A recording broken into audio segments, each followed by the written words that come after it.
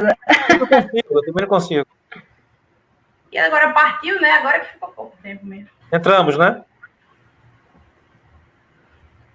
Acho que sim.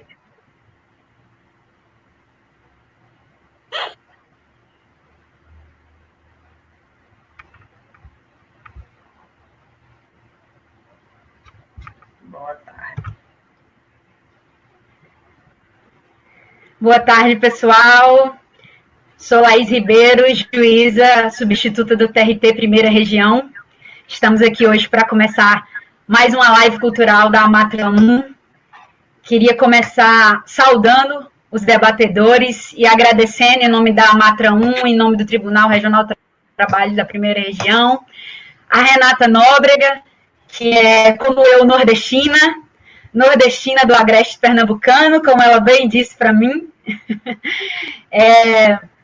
Juiz auxiliar da 9ª Vara do Trabalho de Recife, capital de Pernambuco, e náutico, mas pelo que ela me disse aqui, ela ainda não tem muita certeza se é náutico, se é esporte, mas é náutico. Renata, é um prazer ter você aqui com a gente. Muito obrigada por aceitar o convite. Acho que vai ser um debate muito rico. Eu que agradeço. E o João Bertier. Fala aí, pode falar, desculpa.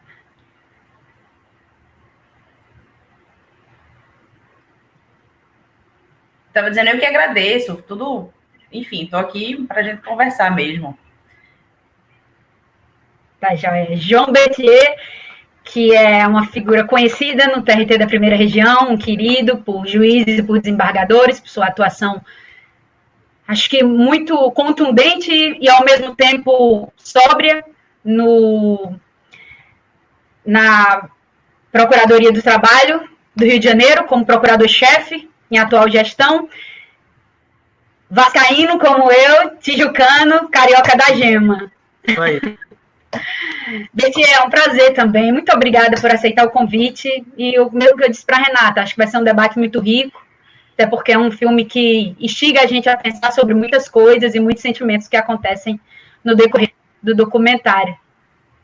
Minha grande honra estar aqui, assim, eu sou alguém que tem uma ligação fortíssima com o tribunal, com as varas, enfim, eu sou um procurador de muita atuação, estou na chefia, mas isso vai passar, logo eu vou estar movendo ação civil pública de novo, isso vai passar, eu vou voltar nas varas lá, postulando. Enfim, é uma honra, é muito bom conversar com vocês, eu fico muito satisfeito de estar aqui, para mim muita satisfação, eu passei meu dia esperando esse momento. Obrigado. Bacana.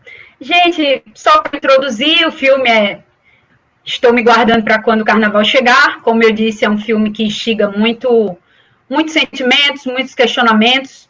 Ele é provocativo em vários sentidos, seja pela forma de trabalho, seja como aqueles trabalhadores que estão envolvidos naquela situação, eles enxergam o trabalho deles, seja pela visão do diretor, que deixa isso muito claro, Marcelo Gomes, como eu já falei, e seja pelos sentimentos que vão surgindo na gente mesmo a respeito daquela realidade que a gente vê no filme. Vou passar a bola para vocês, queria agradecer a todo mundo que está assistindo de casa, os amatrianos, os que não são da Amatra 1, mas que estão prestigiando de outras amatras, magistrados, desembargadores e servidores do TRT da Primeira Região e os demais presentes. Vou passar a bola para os debatedores, é com vocês. Quem quer começar? Renata, eu posso falar alguma coisa, né? Na verdade, já começou me falando aí entre esporte e náutico, vai dar um problema danado isso aqui. Mas aí a gente pula essa parte e vira Vasco. Pode até ser, vamos ver, né? Mas lá no mundo do Agreste, assim, enfim, do filme, do que a gente está se propondo aqui, além de agradecer e de falar desse lugar de fala, digamos assim, de Pernambuco, né? Eu pensei, enfim, desde que me falaram, ele falou, passei o dia pensando nisso, faz uma semana que eu fico pensando, meu Deus, como melhor trazer para a gente dividir essa conversa, né? Estou me guardando para quando o carnaval chegar. Então, uma datação, uma localização daquelas imagens, a trajetória e a narrativa, né, do próprio Marcelo Gomes, ele enquanto personagem, e aquelas máquinas, os sons, as pessoas, né? Enfim, e ao final me deixou mexida, porque eu assisti aqui a pré-estreia, houve um lançamento lá na Fundagem, em junho, salvo engano, do ano passado, e teve essa pré-sala, depois houve o lançamento nacional.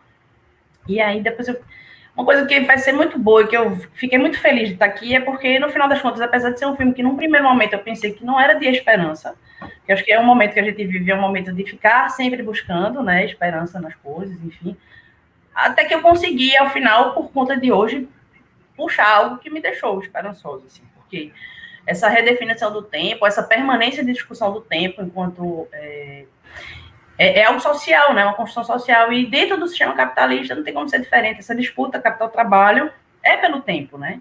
Seja o tempo em conexão, em desconexão, seja a diminuição do tempo do ócio, ou fazer você crer que você é autônomo. Então, assim, o spoiler do filme é isso, né? Um fio condutor sobre o tempo das pessoas, o tempo do próprio narrador, e as pessoas se misturaram com a máquina dentro do domicílio, o domicílio se torna uma facção, né? E no Capital, Marx já fala sobre o domicílio, sobre a produção têxtil. Thompson, que é um historiador dessa área também, devo me entregar, que eu sou muito amante da história, hoje eu faço pós-graduação em História, e conversa muito sobre isso. Na verdade, essa dimensão de tempo, ela é uma permanência, né? São camadas de tempo que a gente vai vendo passar naquelas pessoas. E uma redignificação do campo, porque é no campo que ele encontra pessoas que ainda têm tempo. Quando alguém, a Dalgisa fala, eu da confecção, Deus me livre, eu sou agricultora. É muito boa essa fala dela, o senhor que descreve a chuva, ou o canário, que é o dono das cabras, né? Não sei se a gente precisa fazer um spoilerzinho do filme ou do documentário, mas é isso, assim, acho que está aberta a conversa para a gente falar sobre essas questões. Veja, imagens aí, uma datação, eu acho que passar um pouco a bola para o Bertê, mas assim, é uma datação de 2017, 2018. Imagens que ele coletou agora, um dia desses, né? Lançamento. A finalização do filme é do início de 2019. Conversei muito com Luciana Veras, que é daqui da revista Continente, que cobriu a estreia dele lá no Festival de Berlim, em 2019. Ele entrou no Panorama lá, que é uma competição que tem uma relevância de política, enfim, né? De repensar do olhar do cinema. E, assim, estamos num jogo de escalas, né? Na verdade, Toritama é o mundo. É uma escala global. Né, uma visão daqui do Agreste, eu falando com o meu sotaque aqui com vocês, a gente vê uma dimensão de produção que está no mundo inteiro. Que as pessoas estão começando a acreditar que são colaboradores, que são empreendedores, e todos nós, na verdade, no final, acho que o recado é esse, nós estamos também naquela condição de desconexão, quando, na verdade, a gente está submetido, a gente não tem a desconexão mais. Né? Então, assim, não sei se falei demais, ou enfim, a gente pode ir conversando. Eu acho o seguinte, primeiro, o filme, né? Não sou crítico de cinema, não, mas eu gosto muito de filme que faz aquele cinema denúncia sem ser explícito nisso. Eu acho que a arte pode ter essa leveza que o Ministério Público não tem, né? A gente, quando formula uma acusação, é claro, na caso de pedir e no pedido. A arte não, a arte tem uma leveza, então ali há uma denúncia severa, na minha opinião, de algo gravíssimo, mas sem esse tom. Eu acho que isso ajuda para gente que não é do mundo do trabalho. Talvez para o próprio trabalhador que está em Toritama, vendo o filme, ele pode pensar em algumas coisas. Mas, enfim, o que me chamou a atenção para começar o bate-papo? Primeiro, eu acho que o filme relembra que relações de trabalho são relações de poder. E aonde a relação de poder, você não tem tanta liberdade assim para agir, né? No fundo, aqueles trabalhadores todos sofrem de uma doença, né? Que é a doença da ilusão do trabalho livre, né? Todos eles têm uma colocação, na África é pior, eu tenho coragem para trabalhar, eu não tenho medo de trabalho, né? Quanto mais produzir, melhor ganho, mais ganho. Então, assim, isso é um dos instrumentos que o capitalismo usa, de você ter a ilusão de que você é livre, né? E digo mais, é muito curioso, porque os seres humanos ali estão sendo, em certa medida, animalizados, quando não coisificados, né? Animalizados porque são obrigados a viver o momento, né? Outros animais não têm o senso de futuro que nós temos. O animal vive o momento. O ser humano não. Sabe que pode ter futuro e pensa nisso. Aqueles trabalhadores lá são muito, nesse aspecto, animalizados, obrigados a viver o momento. E coisificados também, porque tratados como extensão da máquina. Só que tem um dado curioso, eu acho que é aí que entra o carnaval, né? Como o sujeito continua sendo gente, ele tem um futuro, ele quer alguma coisa para ele além daquilo. Ele mostra ali que não é um animal, está tratado como tal, né? Mas ele mostra que não é porque ele quer no carnaval ter alguma hora de felicidade. Então acho que o bacana do filme é você resgatar o seguinte: você trata um sujeito como se fosse um animal. Viva o momento. Não pense no antes nem no depois. Viva o momento. Né? Vende a geladeira, vai viajar, trabalha, trabalha, trabalha. Seja uma máquina, uma extensão da máquina. Mas o cara segue sendo gente. Né? Por mais que você negue perspectiva a ele tem alguma perspectiva. Acho Top que humano está ali. Tem uma fala de Marcelo Gomes que ele traz isso, assim, é sem passado, que o passado seria a memória, né? E sem futuro, que seria a esperança. Então, corte no presente. É como se a cidade prendesse as pessoas, e eles escapam, inclusive, da cidade, né? Para ter essa sensação de fora do trabalho, né? Quando vão ao carnaval, existe um escapismo mesmo, no sentido de estou vivo, não só estou em mim para o tempo presente, né?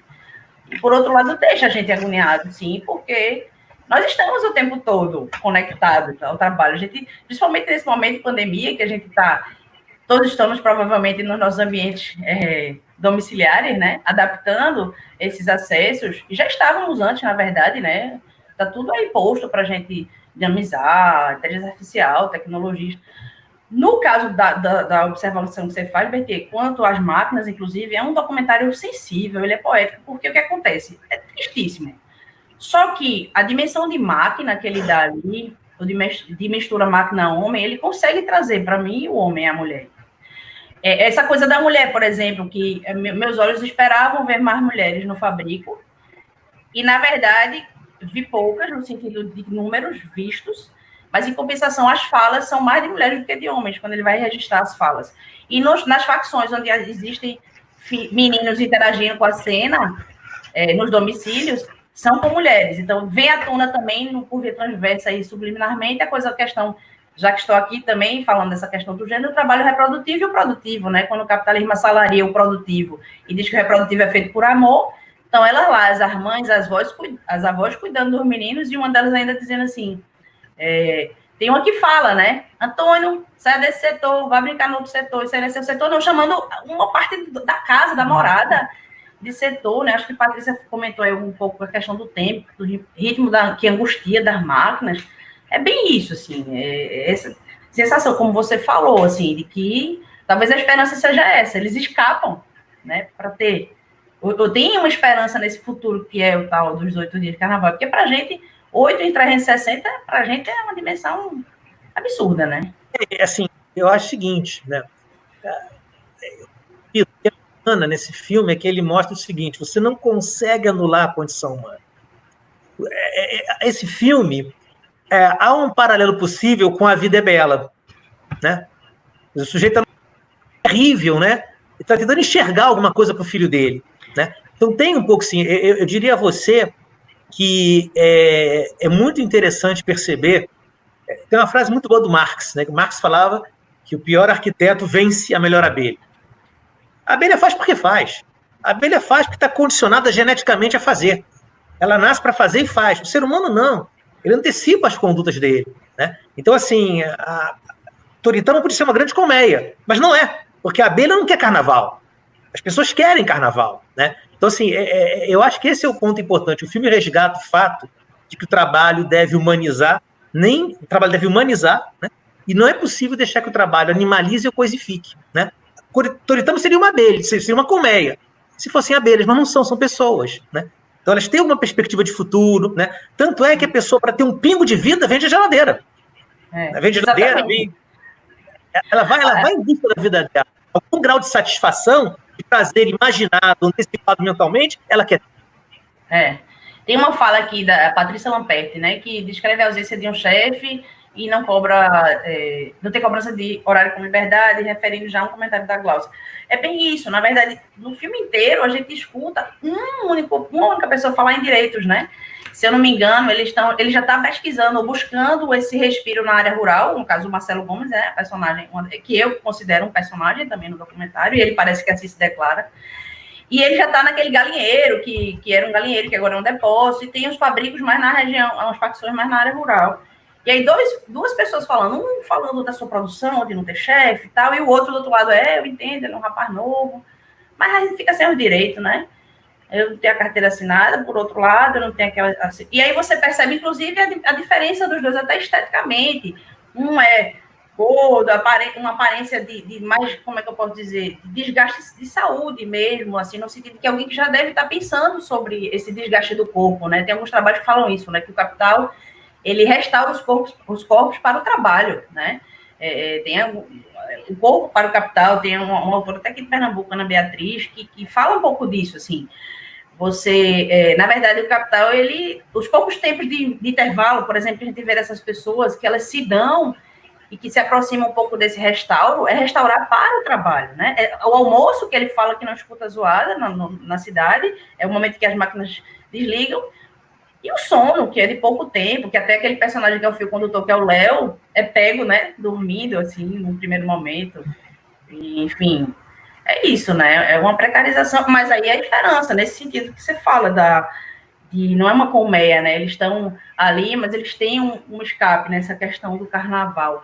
E tem um escape, inclusive, do ponto de vista do espaço, né? Porque a cidade se tornou isso, né? A cidade ela é tão angustiante no carnaval que como é que a pessoa vende tudo para sair dali? É porque aquele espaço é uma planta produtiva.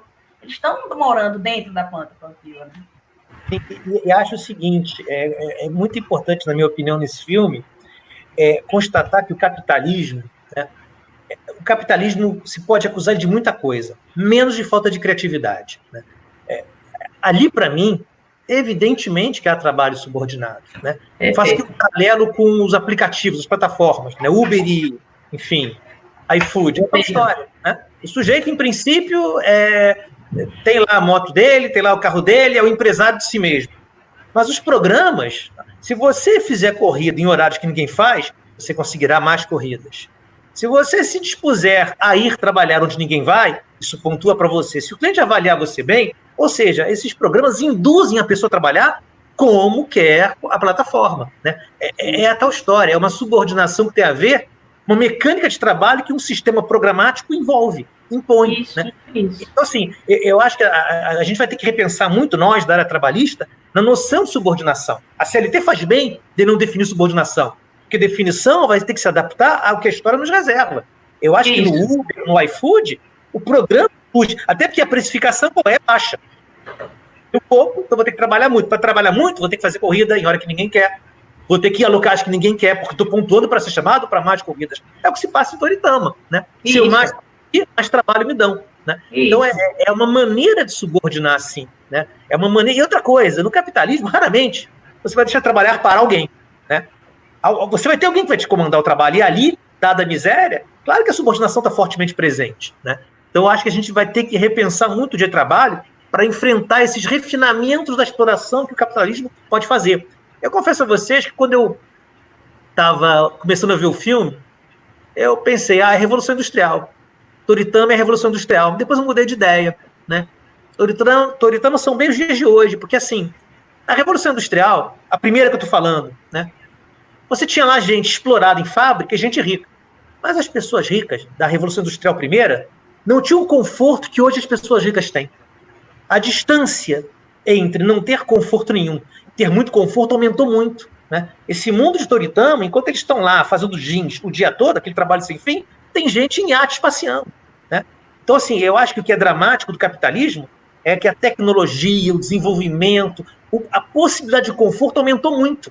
Então, assim, o nível de exploração segue sendo o mesmo, mas o conforto aumentou muito, a distância é muito maior. Isso até explica, na minha opinião, aquela ambição de ser rico deles, né? Quer dizer, aquela busca pelo conforto, né? Quer dizer, eu não vou ter direito, mas pela renda viverei rico. Não vai. Né? Vai cair na ilusão, não na ilusão de um trabalho livre, mas na ilusão de algo irrealizável.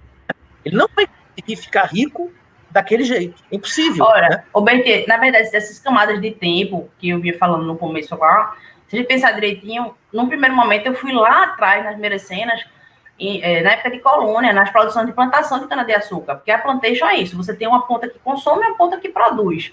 E nessas camadas de tempo, para mim, assim, não sei se é porque eu trabalho muito com a discussão da cana-de-açúcar e da produção açucareira e da fábrica no campo, que é assim que a gente define a plantation, mas assim, as cenas que eles estão com um monte de jeans em cima, de umas carroças, assim, que vão sendo jogadas, e aí, nesses jeans que vão para cima, alguns caem, a gente tem o trabalhador, que é o cambaio, o bituqueiro, inclusive, que ele anda ao lado dos tremiões, apanhando as pontas de cana que caem e embolando para fazer a caminhada com aquilo. Então, assim, a exploração, ela é requintada e refinada desde o Brasil colônia, na verdade, desde que o mundo é mundo, né? Então, se você fizer um corte no cinturão de exploração desse período de plantação, e aí eu uso realmente essa minha referência, porque é daqui também, da cana-de-açúcar. Aliás, o Léo, a personagem lá, fala que o primeiro trabalho dele foi no corte da cana, aos 13 anos de idade, e ele ainda diz assim, ninguém manda em mim. Por quê? Porque aquele conceito de produção, salário por produção, que é surreal até hoje, eu não consegui entender isso. Quer dizer, a gente, lógico, a gente pensa com a nossa cabeça, minha cabeça reduzida, mas assim, produção num trabalho que quanto você mais corta, você menos corta, porque o seu corpo desgasta fisicamente. Minha primeira hora, eu corto muito mais tarefas e toneladas do que na minha última hora do corte da cana, e aí ele acha que é isso, só que veja, isso vem sendo dito a ele ao longo do tempo, então é um requinte extremamente impressionante, assim, essa percepção, esse discurso da emancipação e essa realidade da precarização, e a gente realmente vai ter que se repensar. Eu navego com você na mesma aflição, fico procurando essas esperanças, porque se a gente não fizer essa releitura do que é uma subordinação, ou de que contexto de rede se apresenta nessas coisas, de a gente perceber por trás daqueles fabricos de um domicílio que toda a produção é comprada por A, por B ou por C, a gente vai ficar com dificuldade, porque a gente vai se tornar o quê? Uma justiça, bem dizer, famélica, né? Não sei se eu posso usar essa expressão, mas é. Mas eu acho o seguinte, eu acho que esse documentário prova uma coisa. De um lado, mostra a necessidade para o mundo que nós temos, que a pessoa da área trabalhista tem. Um documentário como esse mostra a importância do direito do trabalho e de instituições aí ligadas, mas mostra uma coisa dramática, né? Direito do trabalho mais falha quando mais é necessário. Direito do trabalho, do bancário para cima, vai bem obrigado. O problema é alcançar o que eu vou chamar de franja do processo produtivo, né? É a tal história. Vai ter um jeans ali, se bobear, que após ser comprado, vendido, revendido, vai chegar numa loja, em alguma cidade aí, enfim, um shopping até bonito. A questão toda é, nessas franjas do processo produtivo, né? Falo de franja por quê? Porque o tapete é todo bem costurado, a franja é tudo solto, né? Quer dizer, na franja do processo é que vai estar o extremo da exploração. E é na franja que o direito de trabalho não consegue chegar, muitas vezes, né? É lá que está o trabalho infantil, é lá que está a falta de carteira, é lá que está o trabalho sem perspectiva. Então, assim, nesse mundo de terceirização, quarteirização, quinteirização, nós vamos ter que dar um jeito de estar presentes na franja, né? Na franja. Exato. Acho que as regulações as autorregulações não vão chegar, acho que as ações fiscalizatórias integradas precisa ser repensado isso, precisa tomar um novo vigor, e é difícil, né, diante das políticas públicas que se apresentam, na verdade não se apresentam, né? E aí a gente está aqui num poder que tem a sua missão, é vocacionado para a concretização de direitos sociais, a gente escuta tudo isso lá no mundo bonito do mundo do direito, mas o mundo da realidade é a realidade das franjas, elas que precisam de nós, de fato, não tem a menor dúvida. É lá que está a exploração. Inclusive, a Glaucia está falando aqui na competição, quer dizer, quem menos dorme, mais trabalha, mais ganha. Está o ponto. O capitalismo, qual é o problema, né? Eu acho que o mercado, numa sociedade, tem que existir. Não vou dizer que eu sou contra o mercado. Agora, o que eu vou dizer do mercado? O mercado é excludente. Porque o mercado, para você entrar nele, você pode comprar ou você pode fabricar. Então, o mercado é excludente, né? Todo mercado, não há mercado que seja inclusivo de todos. O mercado exclui. Não pode pagar, está fora. Então, assim, o mercado não vai dar conta de muitas coisas. Por isso tem que ter o Estado. Porque o Estado vai ter uma preocupação com justiça que o mercado não tem, né? Então, ali me parece que é um trabalho, sim, para o Estado brasileiro. Ô, Bertê, mas eu podia te perguntar uma coisa, porque você fala acredito no mercado, mas vê, eu tenho uma sensação tão grande que a gente sentou, desmontou o ferrorama e não sabe mais como montar esse trem. Porque, assim, por que eu digo isso? Porque eu sempre penso nessa redignificação do campo, da terra, porque, assim, é a esperança que eu tenho, era disso que eu ia falar enquanto esperança, né? O seu João, que está ali vendo a chuva, a dona Dalgisa, que é agricultora, as pessoas que conseguem uma condição de existência que não estão fora dessa... Não se deixaram levar pelos cercamentos, assim. Aí eu fico pensando, a gente desmontou o ferrorama, de fato, a gente hoje, no contexto que a gente vive, não dá para existir sem mercado, mas a gente desconstruiu uma coisa que podia ser mais coordenada, né? A gente deixou, por exemplo, a gente apelidou de atrasado e de primitivo, por exemplo, a subjetivação que os povos originários fazem da natureza. A gente não compreende porque que eles acham que uma montanha conversa com ele, a gente acha isso loucura. Quando, na verdade, isso é uma relação de muito maior respeito, maior integração. Assim, eu boto essa questão porque, assim, eu sei que é uma utopia grande, a gente tem menino pequeno aí fica achando que pode ser que chegue um dia, né? Mas, realmente, sem mercado, hoje, para o nosso contexto só que a gente desmontou o ferro. Mas o importante para mim é você perceber qual é o problema de alguém que seja, por exemplo, liberal ao extremo. É que ele aposta que o mercado dá conta das coisas. Então, o grande traço do mercado é a sua insuficiência. Então, o mercado pode permitir produtividade, pode permitir avanço tecnológico, mas o mercado não será inclusivo nem realizará justiça. Né? Por isso é importante ter sociedade e Estado. Sim, Estado para se organizar e sociedade para cobrar. É um tripé que o mundo de hoje precisa. Né? Você falou, concordo, mas assim, aí vai mais para um campo de mais distância no tempo da história. Não, com certeza. Hoje para agora, hoje para agora, eu acho que é importante se perceber a insuficiência do mercado, a necessidade da sociedade, portanto, sindicatos, e do Estado. Porque ali no fundo, em Toritama, a aposta qual é? A aposta qual é? É no mercado. Né? Sim, com certeza. O mercado resolverá a minha vida. Não vai resolver. Imagina, é estimulado de um jeito em que, por exemplo, isso é um dado real, semana passada aqui, está no jornal, hoje a gente tem 2.200% de crescimento em 10 dias do Covid na região, porque começou a autorizar a voltar ao fabrico, e são as facções. Então, especificamente, são 586% na matéria do CREMEP aqui, que saiu no Diário de Pernambuco, quer dizer, e a gente chega como? É lógico, para quem assistiu esse filme ali, a gente vê, é o domicílio que virou um chão de fábrica. E tem mais, no contexto domiciliar de produção têxtil, como eu disse, né, que Marx volta lá no Capital, que Thompson traz quando ele faz a história do tempo, do relógio, da condição social do tempo, que você, quanto mais obsolescência no processo produtivo, eu vou chamar obsolescência errado dizer isso, mas quanto mais simples aquela produção ali, menos a gente chega na regulação do tempo, porque não tem aquela parada, aquele ponto de produção de máquina, né, da revolução, enfim. E mais misturado fica com a vida dessas pessoas, né? No final, como você diz, eu sempre me lembro dessa coisa do carnaval, porque isso é esperança. E mais, o cara vira um documentarista, pô. O cara é muito bom, o Léo. Ele foi filmado dormindo, aí ele vai e filma o velhinho dormindo e tira onda com o velho na rede, assim. Ele sacou, sabe como é? Ele me dá, o filósofo, o próprio Marcelo Gomes teve uma entrevista que eu assisti que ele disse, o filósofo do anacronismo, que apresenta para a gente essas contradições todas numa só pessoa, né, enfim. Eu acho o seguinte, quando vi Toritama, eu pensei em duas coisas, assim, aí pensei com a cabeça de procurador já mesmo, confesso, né, fora que eu parei de ser alguém que assistiu o filme e lembrei que eu sou do Ministério Público. Primeiro, eu me lembrei de um dado muito importante. Vamos imaginar que aquelas calças lá vão para alguém vender ou revender, que nem controla, assim, de maneira direta a produção naquela facção lá. Imaginar que não tem lá um controle direto, não. Não há um gerenciamento direto. Mas eu acho que uma das coisas que a gente vai ter que pensar muito é na noção de responsabilidade na cadeia produtiva. Ou seja, tudo bem, você pode ser só um comprador. Você pode ser só um comprador. Vai que você não interferiu na velocidade diretamente, você não interferiu na seleção. Você é só um comprador, mas é o grande comprador. Você é o beneficiário.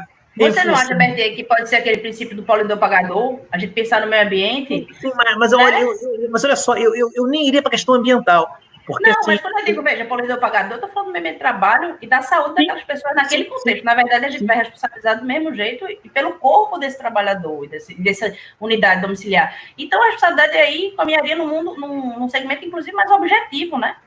Sim, mas eu não chegaria, porque, na verdade, me parece que ali a questão, claro que tem consequência ambiental, claro que tem, mas eu acho que ali é mais uma lesão de essência trabalhista mesmo, é uma hiperexploração. Então, assim... Eu não sei se eu estou me fazendo explicar. A lesão, ela é trabalhista, ela é humana, ela é social, e quando eu, pelo menos, quando uso essa dimensão de meio ambiente, eu incluo essas pessoas, porque nós somos o meio ambiente. Não, claro. É nesse sentido. É uma lesão que tem que responsabilizar quem está consumindo da franja e sabe que ela existe. Mas eu acho que ali eu bateria mais... Tudo bem, questão ambiental, claro que o ambiente é péssimo. Você fazer de uma casa um setor de trabalho onde a criança vai brincar, está tudo errado, né? Mas eu diria que ali a ofensa também a direitos da personalidade, a direitos sociais. Então, eu acho que aqui eu preferia pensar em responsabilidade na cadeia produtiva. Quer dizer, quem são os grandes beneficiários daquela hiperexploração? Até porque esses beneficiários, né, que estão na cadeia produtiva, se bobear, não estão na franja, estão lá no alto, eles portam a chamada cegueira deliberada, né? Então, assim, eu acho que nesse caso, tudo bem, objetivar a responsabilidade seria um caminho, mas eu nem objetivaria, não. Eu subjetivaria, eles são culpados por aquilo, né? Eles têm a exata noção do que se passa, né? Eu acho que, assim, até pela minha cabeça de mim... Como é dolo presumido, é porque faz muito tempo que eu saí do penal, eu já fui do penal, dolo presumido... Eu acho que ali tem culpa no sentido mais clássico que a palavra pode ter. E se bobear, a culpa não é contratual. Eu nem tenho contrato com o sujeito lá, mas é ele que se lasca, e eu lucro, né? Então, assim, eu preferiria escapar das... Pode usar a questão ambiental também, mas eu acho que a ofensa à personalidade, a direitos sociais, e bater na tecla de que a grande empresa que finaliza o produto ou que o vende pode ser responsável, porque, no fundo, ela sabe muito bem o que se passa em Toritama, né? E aí, um segundo ponto, eu gostaria muito de falar com o prefeito de Toritama também, né? O prefeito de Toritama também merecia uma visita nossa lá, né? Porque, assim, o que se percebe é que o município ali não tem política pública, né? Não, quer dizer, não tem nenhuma. Ou seja, é como se não houvesse município ali. Eu não sabia que existia um filme, certo? Eu não sabia, mas eu tenho ainda, devo confessar, meu domicílio eleitoral que chama Sentimental, né? Na minha época de faculdade existia isso. Não sei se ainda pode no Código Eleitoral. E visite, faz muito tempo que eu não leio. Mas eu fazia esse percurso, porque eu votava em Vertentes, e eu ando aquela estrada dos totens ali, dos outdoors. Menino, quando você passa, a paisagem é a mesma, e aqueles negócios enormes, assim, com aqueles... que começa o filme passando aquilo, eu fazia, meu Deus, que danado é isso? É incrustado nessa paisagem, uma coisa absurda, que lhe impressiona os olhos, assim. E sim, política pública, não esqueça, veja, eu desde pequena que vou para aquela região, e é muito parecido, né? Não tem muita diferença, né? Na verdade, se a gente observar o que está de diferente na paisagem, é o acesso de maquinário passando. Mas, por exemplo, até aqueles trechos laterais com ferro velho, que são as entradas daquelas cidades ali, daquela região, são as mesmas, né? A gente menos identifica o contexto de paisagem quando passa uma moto cheia de jeans, assim. Então, é isso. O prefeito, né, o gestor do local, realmente seria bem-vindo, assim, para conversar um pouco com a gente. Cadê a fiscalização sanitária? Cadê a educação da primeira infância? Né? Quer dizer, assim, então, e aí uma coisa, eu como procurador já passei menores. E, às vezes, tem de fato prefeitos, e esse é um dado estranho, que, assim, ele não sabe o que é ser prefeito, né? Um caso que eu vi uma vez, era uma região onde as pessoas compravam agrotóxico por ouvir dizer que era bom. O vizinho falou que é legal aquele ali, e que para usar é desse jeito aqui, né? E, assim, quando eu cheguei lá como procurador, qual foi o meu problema? Cadê o investigado? Né? Cadê a grande empresa? Cadê o grande negócio rural? Que quando você tem o agronegócio, você tem que ter investigado. Treine, forneça EPI, contrate, compre agrotóxico receituário. Então, quando tem o agronegócio, eu, procurador, estou na minha praia. Né? Ele é um investigado potencial real na ação civil pública. Ele vai comprar o EPI, vai treinar. Agora, em condição, famílias em regime de economia familiar comprando agrotóxico errado. Gente simples, né? Fazer uma ação civil pública face a cada sitiante, né? Vou penalizar a vítima, né? Falar com o prefeito. Tivemos casos aqui no Nordeste, e aí não foi em feiras, eu não tenho certeza se houve em feira municipal daqui de Pernambuco, mas houve situações de crianças que estavam nas feiras livres, e houve a atuação do Ministério Público do Trabalho, Ministério do Trabalho, e quem for, os termos de ajuste de conduta quando assinados, ou as ações quando movidas, foram em face do gestor, do município. Sim. Porque as feiras, afinal, são municipais, regidas pelas normas municipais, e enfim. Eu falei com o prefeito, apresente o projeto de lei, crie cargo de engenheiro agrônomo, criados por lei, faça concurso, esse engenheiro agrônomo municipal dá o receituário para o trabalhador rural simples. Você vai, pelo menos, evitar doença que vai afetar o serviço de saúde, né? Então, assim, o que me impressionou ali também é aquela hiperpresença do mercado e sumiço do Estado. Aí vira um campo de concentração trabalhista. Né? Então, assim, me parece que, volto a dizer, o mercado é insuficiente. Tem que ter sociedade organizada e Estado presente. Toritama tem só mercado. Agora, é uma ausência sentida, porque é uma ausência decidida, assim. Quando a gente fala de Estado pequeno, mínimo, que não intervém, a gente está vendo aí o exemplo. É o contrário, né? intervém o máximo para dizer que não intervém. Então, aquilo ali deve ser uma escolha mesmo. É uma escolha dessa autogestão dessa maneira solta ali, é dureza, viu? E aí vem um problema muito sério, né? Eu sempre acho o seguinte, né? Quando converso com colegas que são juízes, procuradores, né? Os meus colegas falam muito do protagonismo do Ministério Público, né? Tudo bem, a gente tem lá nossa importância, é legal, também acho que algum protagonismo nós temos. Mas vou passar a minha carreira dizendo que o protagonismo do trabalhador, né? É fundamental apostar na criação de sindicatos, né? Um sindicato que tenha lá uma base de adesão sólida, tenha real poder de greve. Até porque eu falo com sindicalistas. Sindicalista, trabalhador também vota, trabalhador também consome. Então o sindicato tem que se enquadrar melhor como figura de poder para defender esses segmentos e melhorar o nosso capitalismo. Alguém falou aqui sobre felicidade e tristeza na fábrica ou no trabalho, né? Vamos lá, foi algum comentário que eu vi aqui, alguém falando de felicidade, né? É muito engraçado, né? O ser humano é incrível, né? Em Toritama, as pessoas conseguem ser alegres, né? Elas sorriem, brincam, enquanto trabalham, dançam, né? Então, você vê, o carnaval é um momento de alegria, né? Mas eu sempre achei que a alegria é momentânea, mais constante é a felicidade, né? O que eu acho ali em Toritama é que tem pessoas que buscam o que elas podem, que são os momentos de alegria.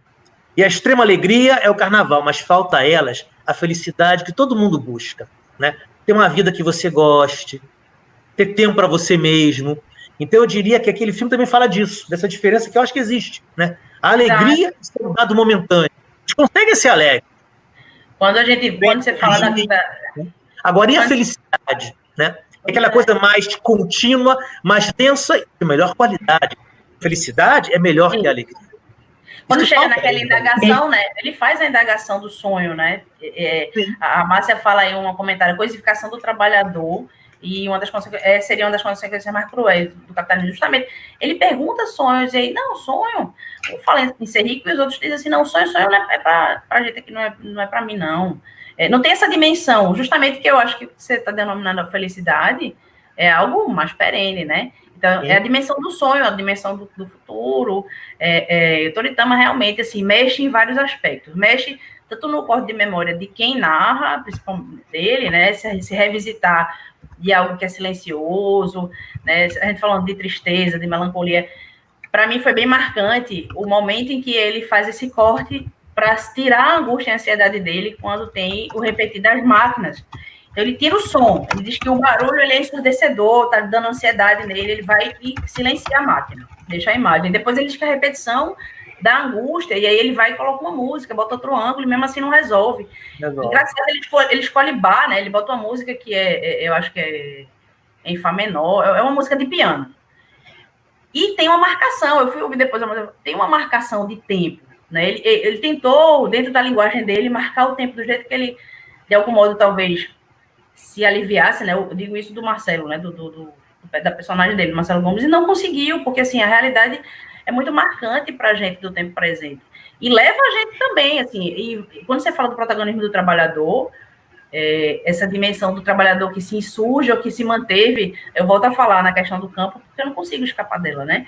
Do João, da Dalgise e do Canário, são símbolos para mim de resistência, né? Agora, fico com dificuldade quando a gente conversa sobre a questão dos sindicatos, em pensar, que é uma coisa que a gente também precisa pensar, sabe, Bertê? É sobre como a identidade de categoria vai ser construída nessa dissolução identitária. Porque, veja, é flagrante esse projeto do capitalismo, no sentido de que, na desconexão do tempo e na produção em conjunto, você perde um pouco daquela identidade do que era o trabalho qualificado, o trabalho de quem só aperta, de quem só não sei o quê. Então, assim, essa desconexão dos trabalhadores deixa difícil para a gente, deixa uma questão para o sindicato mesmo, de como se ressignificar e como se reapropriar dos instrumentos que a gente tem aí na norma, mas que não estão sendo usados. A pessoa tem essa dimensão de que não sabe o que é coisa, né? Acha que na verdade, autônomo, dono do seu próprio negócio, enfim, tá posta aí. A questão tá Renata, deixa eu fazer uma pergunta.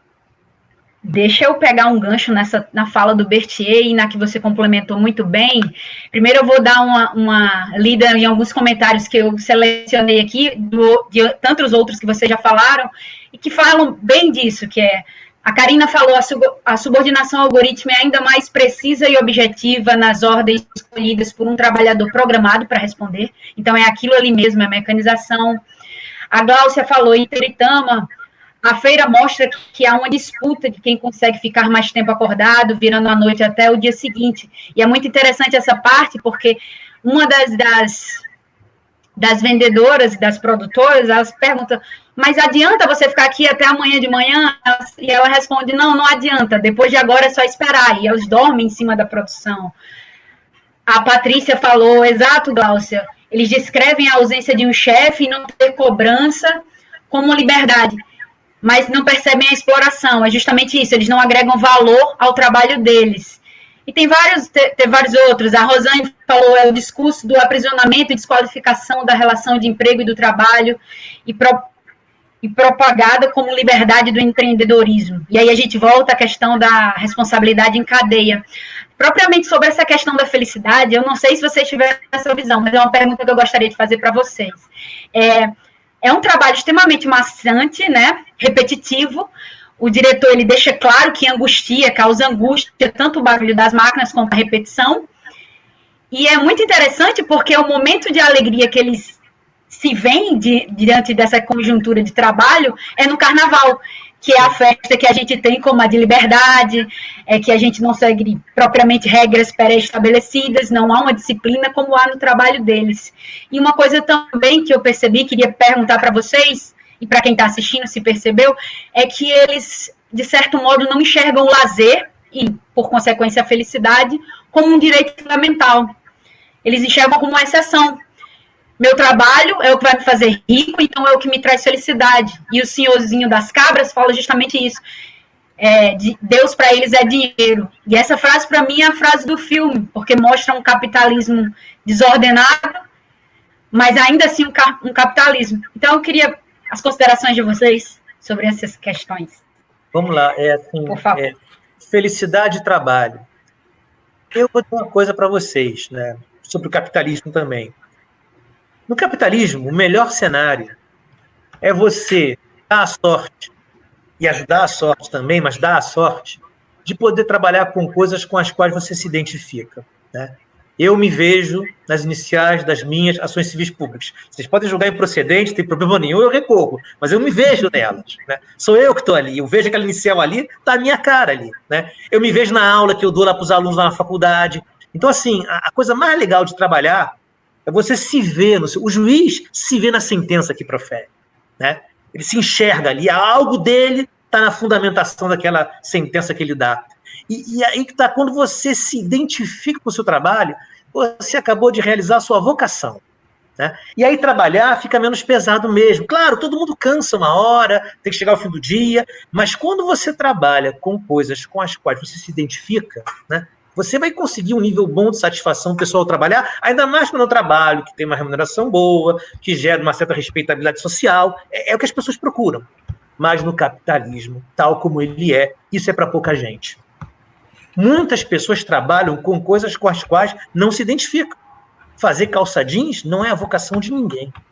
Talvez um ou outro ali que faça um desenho de uma calça, que faça um design de uma roupa, vai se identificar. Aquele senhor lá que está na porta da fábrica dele, com uma roupa que ele fez, né? Ele se identifica um pouco com o que ele faz. Mas a maioria ali sofre chamado estranhamento, que é trabalhar com coisas que você não se identifica, né?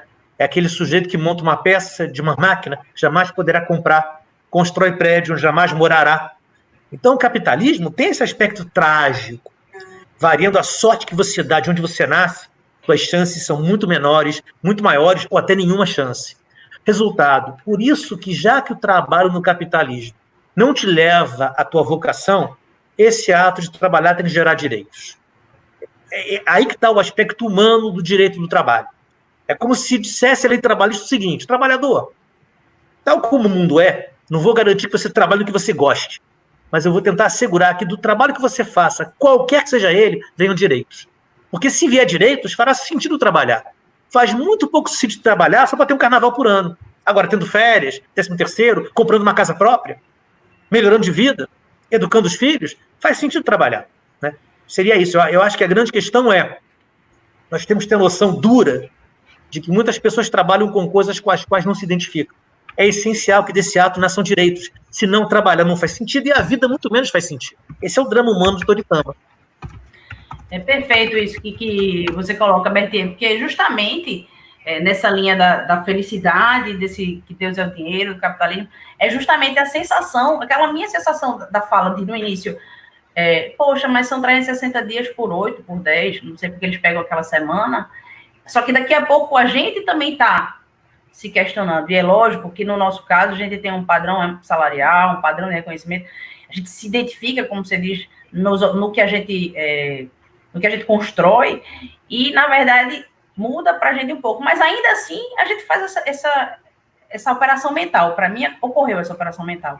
Nossa, trabalhar tanto e você tem aqueles poucos dias ali, ou seja, fez algum sentido ali, talvez porque a dimensão deles também de exploração e dominação é tão grande que eles num primeiro momento, ou naquele momento, se apresenta pela falta, inclusive, de poder público, de tudo, de falta de Estado, se apresenta como algo razoável, que para a gente não é de jeito nenhum. Agora, é dureza a gente construir dentro desse mesmo sistema capitalista. É lógico que para a solução do momento, para a solução concreta de situações de risco e de precarização, a gente vai continuar dentro dessa disputa, né? Da disputa interna, de contra-hegemonia, do que for. Agora, de fato, esperança utópica, realmente, dentro do sistema, eu não consigo enxergar. Porque onde a gente vê situações de maior coordenação, o trabalho faz parte apenas de um ato de sobrevivência dos muitos outros, né? Tem carta de viajante aqui no século XIX, que chegou aqui pelos anos de 1820, 25, arretado com um barqueiro, que não queria passar ele de jeito nenhum dia de domingo. Aí diz assim, ele não quer nenhuma das minhas moedas que eu quero dar a ele. Por quê? Porque ele tira um pouco, ele pesca o peixe, e aí ele disse, não, dia de domingo eu não ando, eu não lhe atravesso. Então, assim, entendo perfeitamente a ideia, toda essa construção, na verdade, discursiva, de que em um momento do mundo ocidental o trabalho era vil, principalmente o trabalho feito pelas mãos, se tornou digno, e tem toda essa construção discursiva da vocação e do retorno que o sistema dá para poder, de algum modo, ser menos trágico. Mas ele é trágico do mesmo jeito, sabe? Não sei se eu estou tirando um pouquinho, enfim, mas é um pouco isso, é nesse sentido, sabe? Eu acho o seguinte, Toritama mostra muito claramente um mundo sem direitos, onde você tem que buscar sua renda numa competição de todos contra todos, né? Isso é um ambiente terrível, né? Mas é isso, é um mundo sem direitos, onde você tem que fazer renda. E para fazer, competir com os outros, né? É muito curioso, né? Eu li um livro, eu me esforço às vezes para ler livros que eu não gosto, né? É a obrigação que você tem para conhecer pessoas que não pensam como você. Eu li um livro chamado Anarquia, Estado e Utopia, do Robert Nozick, que é um filósofo de Harvard, falecido já, e é um ultraliberal. Como se fala, ele é um libertariano, né? E eu fiquei lembrando do Nozick, porque ele fala o seguinte, diz lá o Nozick no pensamento ultraliberal dele, cada pessoa é livre para fazer suas escolhas, e se alguém fez escolha antes de você e limitou sua chance, é problema seu. O Estado não está aí para ajudar ninguém, nem pode compelir ninguém a ajudar os outros. Cria um mundo de Toritama, onde todo mundo compete contra todo mundo. Nota, quando eu falei que o mercado é insuficiente, o que eu quero dizer com isso? Que ele não vai realizar justiça, nem vai ser inclusivo. Agora, o mercado, se você tem um Estado que regra em busca de justiça, uma sociedade com algum grau de organização, você pode incutir nesse mercado regras, né? E regras sobre direitos para quem trabalha. No fundo, ali em Toritama me parece que eu tenho um extremo de desigualdade, porque seguramente, né, ali se produz muito dinheiro. Mas quem está em Toritama fica com parte ínfima do que foi produzido. Porque o drama de Toritama é que ali tem riqueza. Parece que são não sei quantos milhões de jeans, tantos por cento da produção brasileira. Tu imagina que a população... 20% da produção brasileira. Mas o incrível é o seguinte, é um local paupérrimo onde há riqueza. O número é muita coisa. Né? Esse número ele diz mais, sabia? Porque 20% da produção nacional, quando você pensa naquela condição de trabalho, uma população que em 10 anos dobrou de 20 para 40 mil, quer dizer, você pensar que o fabrico é daquele jeito, ele dá conta de 20% do Brasil, é muito, minha gente, é muito. Não, olha só, você vai para o Haiti, você encontra propriamente a miséria, a ausência de riquezas. Lá não tem riqueza. Lá não tem. Né? Toritama tem riqueza. Produz muito. Né? Então, o curioso é aquelas pessoas dão a vida por um carnaval e produzem riqueza para muita gente. Porque Toritama é um estranho lugar, miserável, mas envolto de riqueza. Porque é muito dinheiro ali. E eu pergunto, que riqueza, né? Porque o jeans aí, pensando na dimensão do jeans no contexto de uso, desde minha avó, que ela já dizia assim, pense num tecido que não vale nada, porque no frio esfria, no quente esquenta. Ela sempre disse que ela do norte, porque no frio esfria, no quente esquenta. Que tecido? Sempre falou mal desse tecido, negócio da linha, da fazenda, né? Que a gente chama aqui. Então, assim, ainda por cima isso, né? Para produzir uma coisa, enfim. Mas ali e vocês perceberam que quase nenhum dos trabalhadores usa o que produz? Sim. Cai no estranhamento, né? Estranhamento, né? Quer dizer, eu não vou poder. No fundo, a questão é a seguinte: aquelas pessoas que produzem muita riqueza não ficam com nada. Então, assim, aí você vê a desigualdade extrema, né? O Brasil é um país assim, quer dizer, é um país de uma desigualdade extrema. Eles estão produzindo muito para o país. Alguém deve ter vida muito boa, com grande conforto por isso. Pois é. Então, e eles estão ali, quer dizer, a injustiça extrema é que eles produziram muito, né? E ficaram com nada. Ali não há. Eu fui uma vez uma pessoa de trabalho escravo, né? Tem muito tempo isso, que eu fiquei perplexo, porque assim, o escravizador era pobre, o escravizador tão pobre quanto ele, né? Quer dizer, ali era miséria mesmo, né? Eles vendiam pequena produção, um era o escravocrata, né? O outro era o escravizado, ambos miseráveis, né? Você não tinha riqueza ali para resolver. Produziam pouco, tinham pouco, né? Quer dizer, agora, outros ali não, Toritama não, né? Toritama, se você tirar aquela fachada de miséria, ali tem muito dinheiro. Por isso que eu falei, se houvesse regra, houvesse política pública, a pessoa ia ficar com uma parcela melhor de sua condição de vida, ia poder ter mais do que o carnaval. Bertie, ele falou aí daquele filme, ó. Vamos lá. Boa, Zé Carlos falou desse. Olha, vamos lá. Zé Carlos, concordo inteiramente com você. Aliás, a classe Vai ao Paraíso é um barato. Por quê? Só para que. Não vou dar spoiler, não vou contar o fim do filme, não. Pode deixar. Conta. Não vou não. A classe operária vai ao paraíso. O do Petri, que era um marxista ortodoxo. Então, por ser um marxista, paraíso para ele não tem. O paraíso tem que ser aqui. Para o marxista ortodoxo, não tem nada além disso aqui. Então, para ele, a vida era a vida, depois nada, antes nada. Pois bem, o que é a classe operária ir para o paraíso? A história de um operário, que era aqui o operário padrão. O sujeito só trabalhava, não errava, era mais rápido que os colegas. O operário máquina, né? Tem até uma cena do filme que ele praticou ato sexual com uma garota lá que ele gostava, ele trata a garota como máquina. Tão coisificado ele estava. Uma cena muito bem feita, para mostrar assim como o ato sexual nem parece um ato sexual, dado o comportamento de máquina dele. Mas ele sofre um infortúnio trabalhista e se revolta, né? Aí ele vira o feio. Ele vira um sujeito revoltado, com raiva do mundo, e taca pedra, e, enfim, e perde o emprego. Não vou contar o fim do filme, não. Mas tem uma hora, né, após ser explorado, se rebelar, tacar pedra, perder emprego, após ferrar com a vida dele, ele dá uma frase, que eu até conversei naquele nosso bate-papo prévio. Diz ele, o trabalhador tem que aprender a pensar com a própria cabeça, né? Então, assim, o paraíso do operário é pensar com a própria cabeça.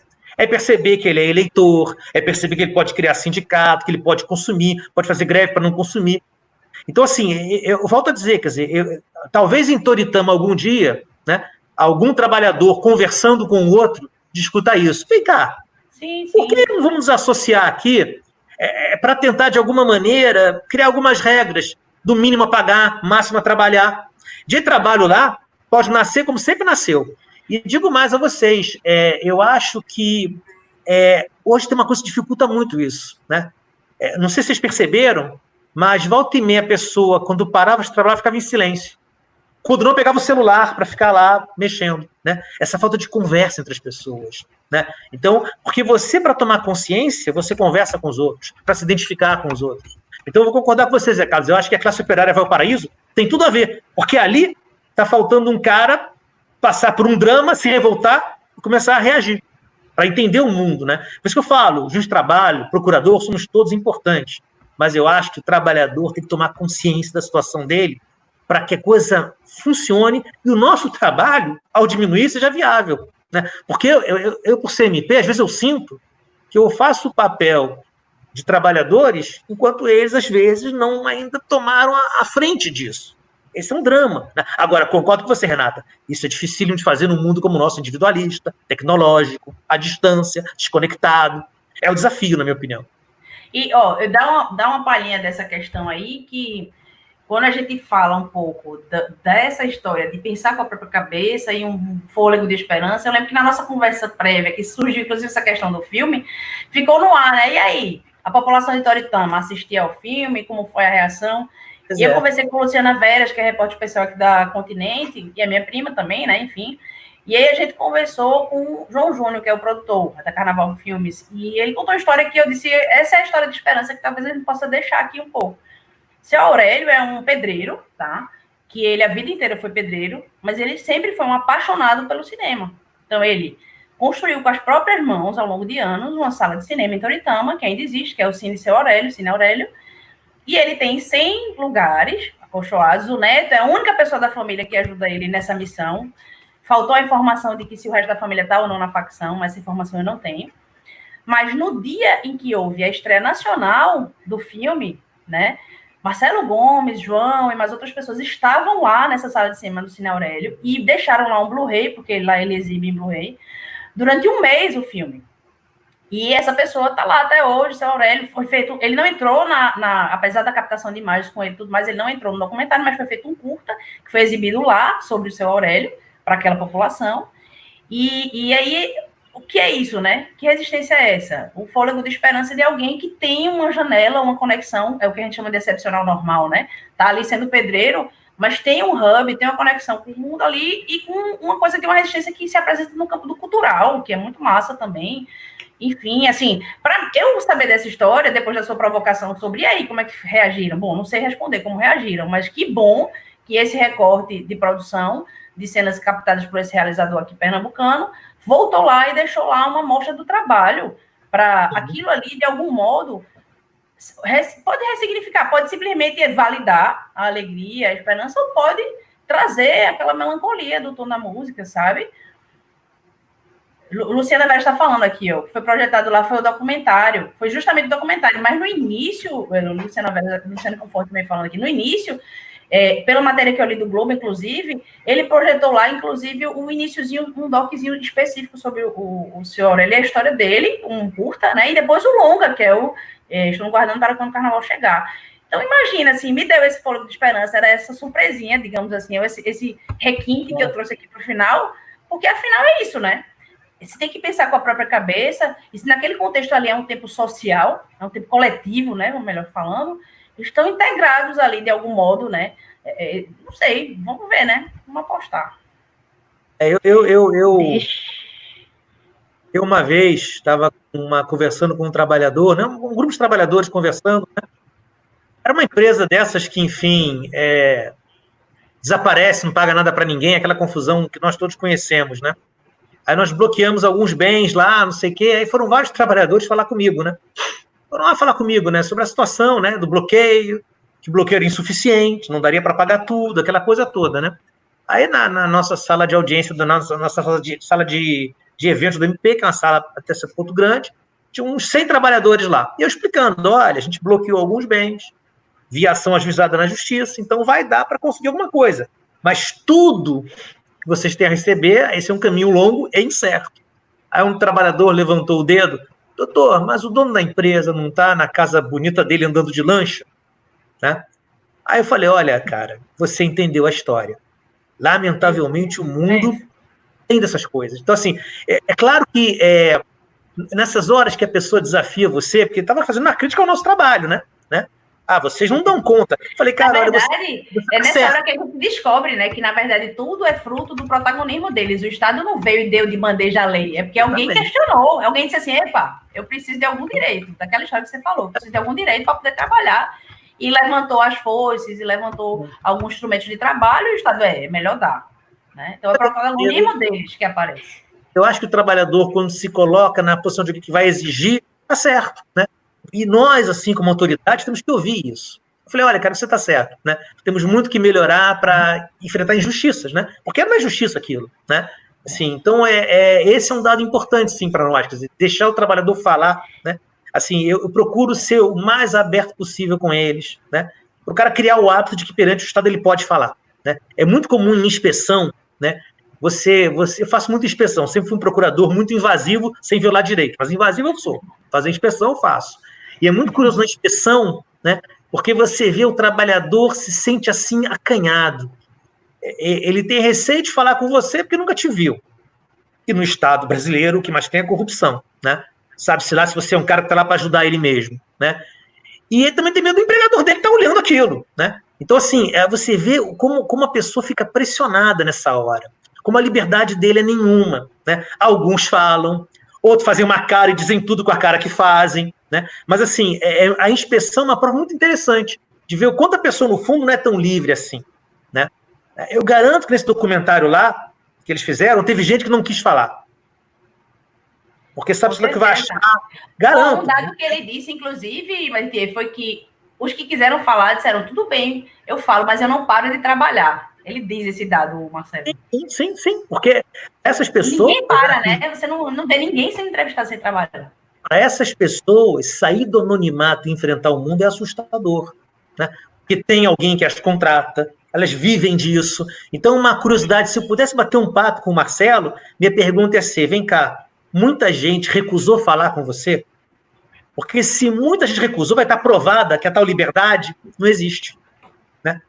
Esse é o ponto. A minha pergunta seria essa, vem cá, quantos disseram, não quero aparecer não vou falar não me mete nessa não, deixa quieto, porque eu garanto que, não conheço o Marcelo, mas eu garanto, pela minha experiência de inspeção, que muita gente não quis falar.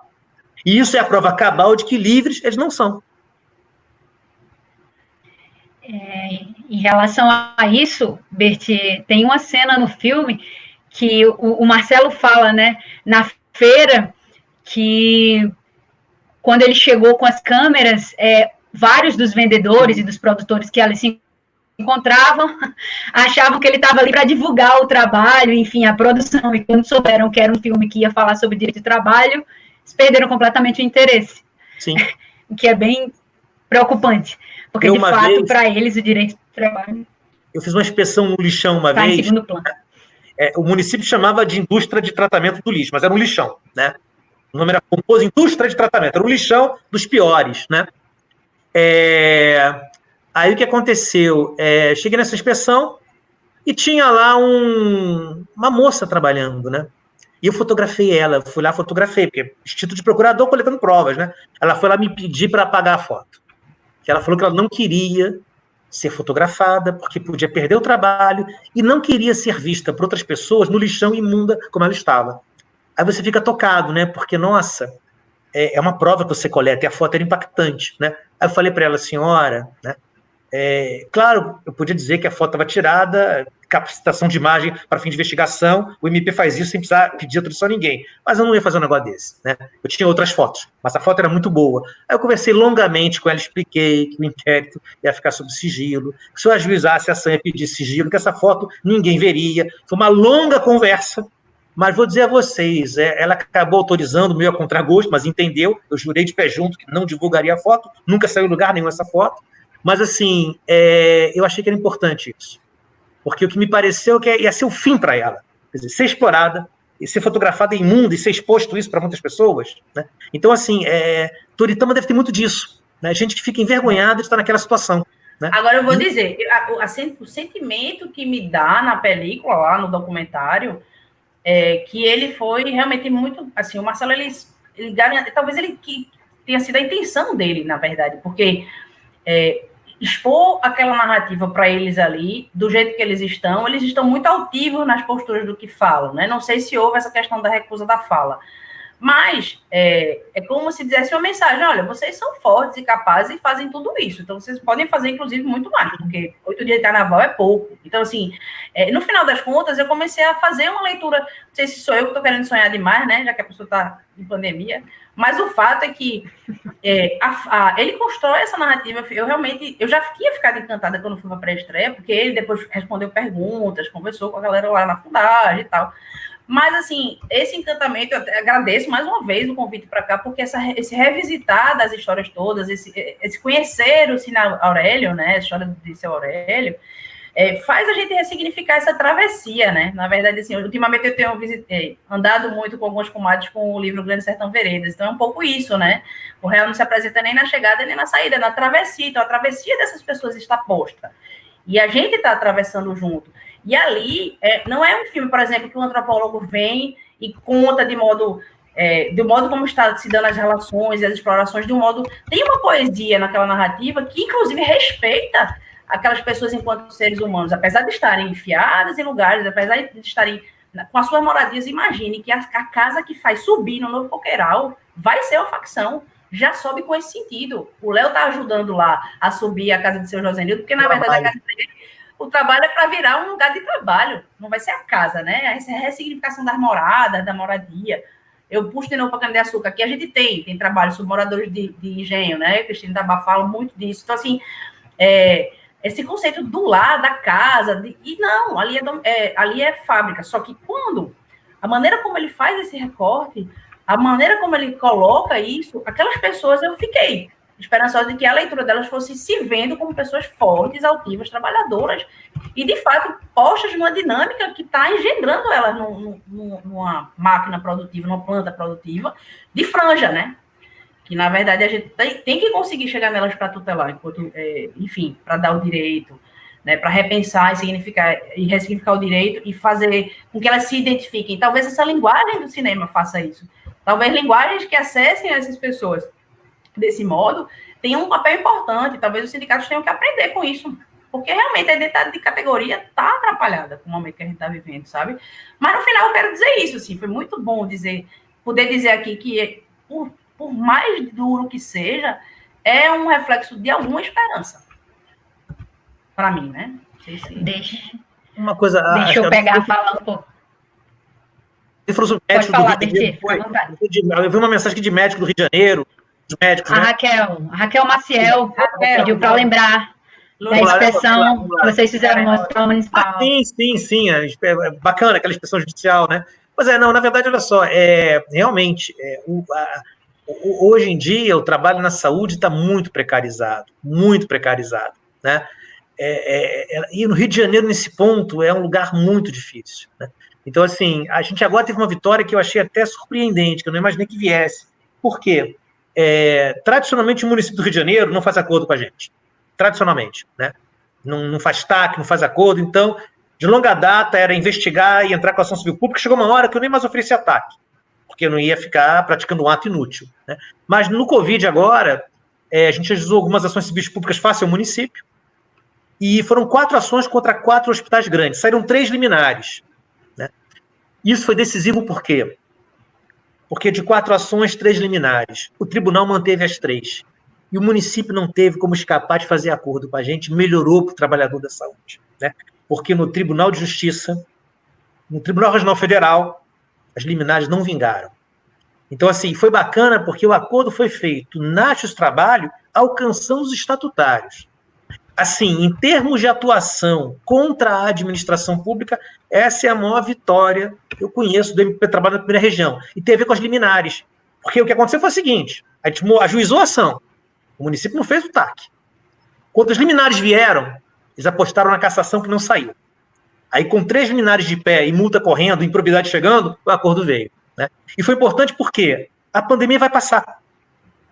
Tais ações, ou a liminar vinha, ou iam perder a efetividade delas. Então, foi um trabalho bacana esse, entre o Justiça do Trabalho, o MP Trabalho. A gente deu, talvez, o passo mais importante em prol de profissionais de saúde no Rio de Janeiro, no Brasil, talvez, nessa fase, esse acordo, né? Foi muito bom. Foi muito bom mesmo, né? Porque, assim, e rompeu agora um obstáculo fazer acordo, né? Mas foi bom, porque o MP ajuizou a ação rápida, a liminar veio, o acordo saiu. E, claro, o acordo não é o acordo ideal, o município tem as ponderações dele, mas foi um passo dado em meio a uma crise, né? Eu acho que foi uma vitória nossa, e dessa questão do MP e da magistratura estarem atuando juntos em prol do trabalhador, né? No nosso dia a dia aqui, Bertê, eu costumo até dizer isso, tem alguns amigos que falam também, que concordam, que é muito mais trabalhoso, mas muito mais eficaz quando a gente constrói junto um acordo em situações como essa, né? Porque, assim, o simples é seguir o rito, escrever uma petição inicial, produzir prova, sentenciar, mas nem sempre isso resolve o problema das pessoas. Quando a gente constrói junto a solução, além da chance ser infinitamente maior, a gente sabe, de chegar a algum lugar que seja menos ruim do que onde a gente estava, a gente vai ter um poder de coerção ali já amarrado, né? Então, assim, eu costumo muito dizer isso, assim, se é para mim, algo que vale nessa atuação, é a atuação junto, uma coordenada, não no sentido de combinar o que vai escrever na inicial, logicamente, mas no sentido de a gente ter essa atuação conjunta para a solução dos casos concretos. Então, assim, já aconteceu várias vezes aqui, eu trabalhei muito tempo em Pojuca, aqui, que é uma área enfim, a portuária, que a gente tem desde a rede hoteleira até situações específicas da produção na construção que a gente chama de construção civil pesada, né? E aí a gente construiu soluções em conjunto, em mesa, com o privado, com a empresa que estava selecionada, com o Ministério Público do Trabalho, sentado conosco à mesa, e todos nós juntos construímos as soluções que foram, naquele caso concreto, naqueles que a gente enfrentou, bem mais... Enfim, não enfrentei nenhuma agora na pandemia, mas tem essa experiência que é super válida, que, na verdade, eu só adiro aí o que você falou. E o MP tem uma coisa, que você, quando é procurador, né, você vive um drama, né? Que você não decide sobre interesses que você tutela. Né? Essa é a nossa questão, né? Temos a vitaliciedade, a independência, mas nós não decidimos, né? Então, muitas vezes a nossa atuação tem muito a ver com o juiz que virá. Eu tive um caso, enfim, para terminar, uma história curiosa, né? Falar em saúde. Tinha um município aqui do Rio de Janeiro, do interior do estado, que contratou uma dita organização social. Isso dá uma outra live. Contratou uma dita organização social, né? Mas, no som feito invasivo, né? Eu fiz inspeção no município para ver se a organização social prestava serviços ou fornecia mão de obra. Não só flagrei fornecer mão de obra, como a sede da UES ficava em um escritório de advocacia de um parente do prefeito. Porque eu fui no escritório de advocacia, eu fui na UES, no escritório de advocacia, e pelo nome vi que era o parente do prefeito. Aí fiz uma ação, claro que mandei para o MP do Estado, Tribunal de Contas, porque a organização social funcionava no escritório de advocacia de familiares do governo do município, enfim. Aquele padrão do Estado do Rio de Janeiro, né? Agora, o curioso foi o seguinte, na audiência, porque representei o MP do Estado, ao Tribunal de Contas, na audiência, o município chegou muito agressivo, né? Muito agressivo, né? Porque eu sou procurador, não decido nada, né?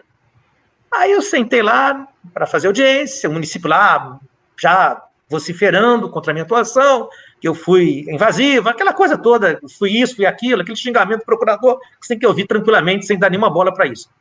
Mas foi interessante pelo seguinte, o juiz da vara, aí eu falei, mas olha, eu quero entender por que a organização social tinha sede num escritório de advocacia.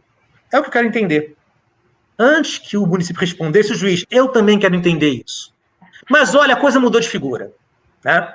Mas mudou inteiramente. Na acordo, vamos parar, chega, parou. Né? Enfim, é isso, entendeu? Quer dizer, no fundo, a magistratura tem o poder de decidir. Né? E isso é que amedronta. Né? Acusar, investigar, pode inquietar. Mas o que amedronta é a decisão. Né? Então, a nossa força está muito ligada a isso. Não tem como escapar. Né? Porque o advogado, sabe, o MP vai investigar. Vai mover ação, mas não decide. Né? Então, é muito importante esse nosso enlace. Né? Claro, já vai discordar em muita coisa, não tem nenhum problema, a democracia é assim. Mas, assim, a nossa força tem muito a ver com a magistratura. Né? Porque quando ele faz o TAC, é porque ele pensa, pior será no judiciário. Então, assim, é muito bom estar em contato com vocês, trocando ideia, em prol de um país melhor, né, gente? Deixa eu... Antes de abrir a palavra para vocês fazerem as considerações finais, deixa eu ler mais um pouquinho dos comentários que eu peguei do pessoal que está assistindo a gente. A live está bem movimentada. Eu já te adianto que você já vai ser convidado para uma próxima live sobre o filme que você indicou. Tá? A classe operária vai ao paraíso. A Glaucia já adiantou que vai pedir para o Flávio, então se prepara que nas próximas você vai estar presente também. Legal, obrigado. A Lila falou da questão da codificação. Para o mercado, os trabalhadores são meras ferramentas e que podem ser prontamente substituídos por outras mais novas, é bem isso mesmo que a gente vê. O Flávio falou, não há como se identificar com um trabalho estafante e massificado, como o do filme. A Gisele ponderou muito bem, o capitalismo nos vende a falácia de que o trabalho tem dignidade, no entanto, nos tirou os meios de obter a própria subsistência. A Roberta falou do seu Aurélio também. Imagina a sensibilidade desse homem para sonhar com o cinema daquele contexto. E que coisa linda ele concretizar esse sonho com as próprias mãos. E a Raquel, mais uma vez, lembrou da atuação de vocês junto a esse hospital municipal e disse que tinha orgulho da justiça minimizando os efeitos dessa pandemia junto aos trabalhadores. É bem isso que você falou, Berti. É uma atuação conjunta, é um trabalho que agrega. O MPT agrega a magistratura e a magistratura agrega ao MPT. Eu queria abrir a palavra para vocês fazerem as considerações finais. É um debate muito rico e, enfim, que está fazendo a gente muito feliz de ter aqui. Renata, quer começar? Posso, claro. Na verdade, eu quero agradecer, né? Veja o prêmio do Agreste, de Pernambuco, da região. Sou da Associação Jurídica para a Democracia, então o BT falou agora em democracia. E nada melhor do que estar aqui com vocês, democraticamente debatendo, enfatizando a importância da gente estar junto nesses contextos todos, dentro dos processos e das atuações institucionais, e trazendo do mundo do cinema, do corte, de uma produção que eu acho poética, acho belíssima, essa dureza, descosturando, digamos assim, essa dureza, e nos fazendo perceber, na verdade, que temos que chegar nessas franjas, como bem disse Berthier, né? Como vamos fazer para reinventar, né? Seu Aurélio deixa aí essa esperança. Não precisa dizer que vai me convidar para esse filme, mas me lembrou, quando ela fala do algoritmo, me lembrou de Bacurau, que é uma produção né, nossa aqui também, Kleber Mendonça, enfim, e que é um filme que eu sempre disse desde o começo, quando eu assisti, é um filme de esperança, né? Por quê? Aí a gente teve uma pergunta sobre algoritmo. Porque eu acho que a gente ganhou da máquina, o algoritmo perdeu ali em Bacurau. Então, no final das contas, talvez no nosso caso aqui desse documentário, o próprio documentário é para quebrar o algoritmo. Ele foi exibido em Cine Aurélio. O Cine Aurélio existe, está lá, né? Tem as 100 cadeiras. E tem uma população que talvez tenha algum tempo para ir lá, porque afinal, se o Aurélio mantém isso lá, deve ser porque o pessoal disse que trabalha aquele tempo todinho, mas aqui e acolá vão ao Cine Aurélio. Então, assim, eu quero realmente agradecer. Dizer que, do ponto de vista mais amplo, não vejo saída num sistema capitalista, capital versus trabalho, e vejo nossas instituições têm uma visão como algo que está dentro desse sistema, para dizer quanto custou a relação, isso é duro. Mas, por outro lado, de modo contra-hegemônico, a gente continua atuando, porque quem sabe a gente monta de novo esse ferrorama que eu disse que a gente desmontou no mundo, quando a gente deixou de ter um mundo totalmente coordenado, subjetividades integradas, né, os povos originários e tudo mais, a gente desmontou tudo isso, aumentou em tempo de vida, aumentou em algumas qualidades e, por outro lado, estamos todos trancados em casa esperando a pandemia passar, né? Acho que é isso, na verdade, agradecer, né? Agradecer e dizer que estamos na travessia.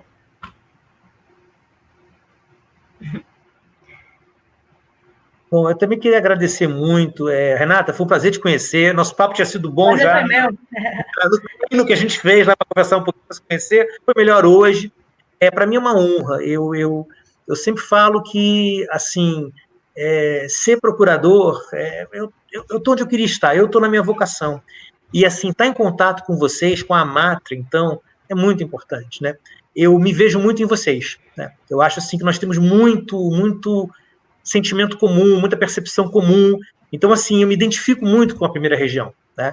Eu tenho muita satisfação de trabalhar com vocês, eu acho que a gente vai fazer muita coisa boa. Eu sempre falo, né? Estamos escrevendo um livro, né? A história da primeira região. A gente não começou a escrever, nem fará capítulo final, mas faremos um bom capítulo juntos. Obrigado, gente. Renata, deixa eu te comunicar que você também vai voltar. A Roberta já pediu para você voltar, pediu a Glócia para você voltar para fazer a live do Bacurau, enfim. Eu queria agradecer. Marmelada. Eu queria agradecer a vocês dois por tanto conhecimento, por tanta sensibilidade, por agraciar a gente nessa sexta-feira com tantas palavras que nos tocam de uma forma singular. Acho que todo mundo gostou, acho que foi uma live muito rica. A gente poderia passar aqui mais umas 2 horas falando do mesmo filme, ainda faltaria assunto. Renata, obrigada. Ter você aqui foi muito bom e para mim, particularmente, foi melhor ainda, porque, de certo modo, me identifica. Eu sou nordestina também, sou potiguar, não sou pernambucana, mas você aqui me deixa muito feliz. Muito obrigada por aceitar o convite e a gente espera você aqui em outras lives. Berthier, muito obrigada. Enfim, mais uma vez você com palavras cirúrgicas, enfim, muito obrigada, você já é conhecida nossa e vai voltar também. Em nome da Amatra e do tribunal, eu agradeço. E agradeço a todos que assistiram e uma boa noite. E a gente encerra por aqui essa. Boa noite. Tchau, pessoal. Abraço. Tchau, pessoal. Tchau, gente. Obrigada. Tchau.